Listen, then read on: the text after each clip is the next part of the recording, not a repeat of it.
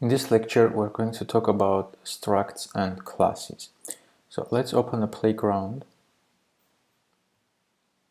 I'm going to call these classes and structs. So let's see what's the main difference between the struct and the class. So imagine if you have one Word file, for example, and if you want to pass this Word file to your friend for some reason, so they are sharing the file for editing or whatsoever, when you are copying this file and sending it by email, this is same as the struct. For example, you just make a copy of the object of this file and send it a separate file to your friend via email. So if your friend opens the file, does some changes inside the file, and then closes the file, nothing will happen on your side. So your file as it was, it will stay like that.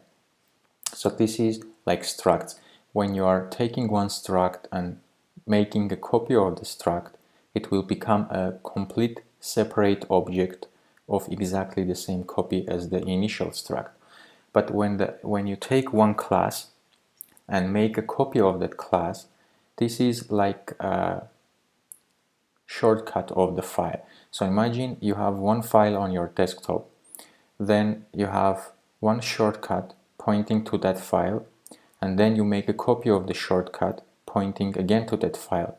And if you send the shortcut to the friend who actually can access the shortcut and get to the file, which let's say in this instance the file should be on somewhere on a cloud so both of you can access it. So when your friend accesses the file through shortcut and does some changes to it, when you open your shortcut and you will access to the same object, you will see that your existing file no longer exists, and right now you will see only the one that your friend has made any changes to it. So let's create a struct and a class so you can see on the reality what the differences are. So first I'm going to create a struct, and the struct will have a name. So let's call this person struct, and our person struct is going to have two parameters: var first name, which is a string, and var last name, which is a string as well. So this is our person struct. Also I can have like maybe a var full name, which is going to be a type of string again, and this we can say that our var full name is going to return, and then we just create a string and we use our string interpolation. We get the value of first name, and then we put a space here, and then we put our value of last name. So this way full name returns first name plus last name with a space in between them. So if I say let person1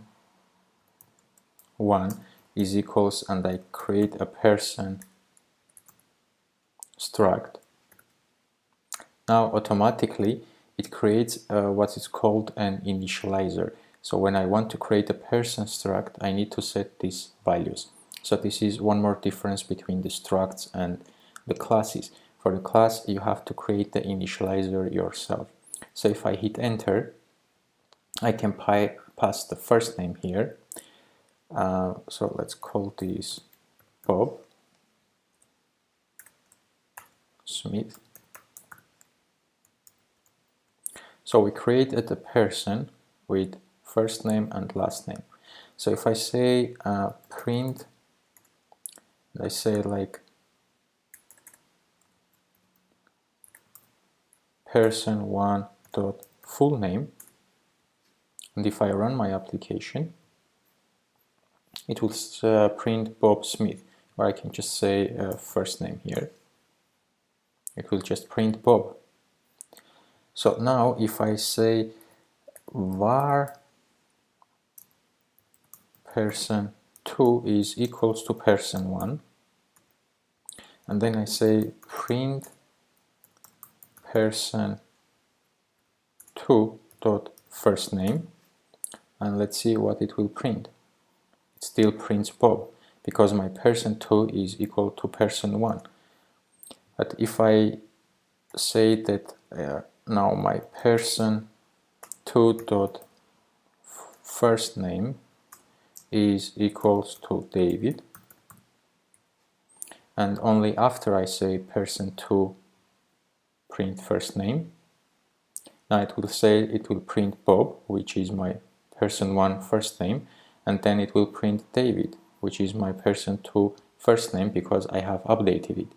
So this way, when we created the person2 and assigned the person1's value to our person2, we actually created another copy of our person struct here that is completely different object, and I can edit it in any way I want without breaking our person1. So if I here, let's get rid of this and paste it here, person1's first name, which happens after we edited our person2, and if I run, it will still be Bob and David.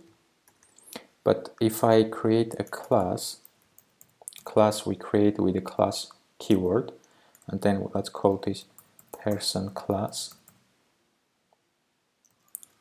and again it's going to have the same values here, but unlike our struct, as I mentioned before, we need to have an initializer. Now you see our compiler complains here that the class person has no initializers. So it gives us some options to fix, but we are going to do it manually. So what is initializer? Initializer is when you are creating a person class here and we have some type of variables, and none of our variables is optional, so they cannot be a nil object. They should have some values because we don't have these question marks here. So when you have to have some values, so when you create the class, you are initializing this class. This is what you can, in programming language is called when you are creating an object, you are initializing it. Then you need to set these values here. Like when we did with our person struct, we initiated the name and last name, which are our two parameters of our struct here. So same thing we're going to do with our person class. So I can say init, and then I need to pass parameters here. So I say first name is a type of string, and then I can say last name, which is a type of string as well. And don't be fooled that this should be exactly the same thing here. Okay, the names can be anything. I can say here A and B. So as long as you remember what they are called, you don't mix them around, you can call them whatever you want. But it's a good to always name your variables what they are. So if you don't want to mix them, what I suggest is you can have like the same names, just put / in front of the initializer, so you can see like this is different than the last name. Then once your initializer is called, you are going to set all the parameters here. So if you have, for example, var age and it's an integer, then you have to set the age as well, or whatever other parameters you have there. So I will say first name is equals, and I can set the value of my first name here. So I say underscore first name, which is this one. Or if you are using the same keyword, it's first name here and first name here on top.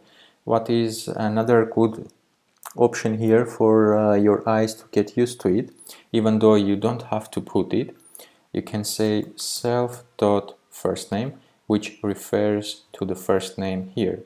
So you are assigning the first name here to the first name value of our parameter here. So it's up to you which one you want to use. You can use the self keyword, or you can even use self dot last name and then it equals to underscore last name, or you can use just the variable name here and use underscore. This is totally up to you. Now that we have our initializer with both values that we need are initialized, our error goes away. So let's get rid of the empty lines here, and what I'm going to do is remove this print, and here I'm going to say let person one class is equals to person class, and then we initialize it. Now it calls the function automatically our initializer. See that we have first name and then the second one is underscore last name. So I say that this is equal to Bob and last name will be Smith. So we created the same thing with same values, but this time it's a class. So our person one class is a class. Then I can say like print, and let's say person one class dot first name, and let's run, and we will get the value of Bob. Then I can say let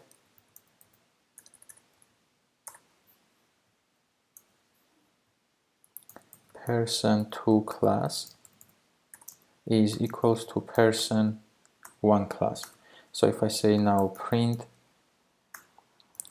person two class dot first name, it's going to be Bob as well. So we have two Bobs. But if I say person two class dot first name is equals to David and rerun the code, it's going to set that the person two class first name is David. But you can see that our print for our person one class is still Bob, because we are printing it before we change the value where it is happening here. So if I do this, I do the print here, you will assume that first it will print the Bob and then it will print David, because we are setting the person to class name to David.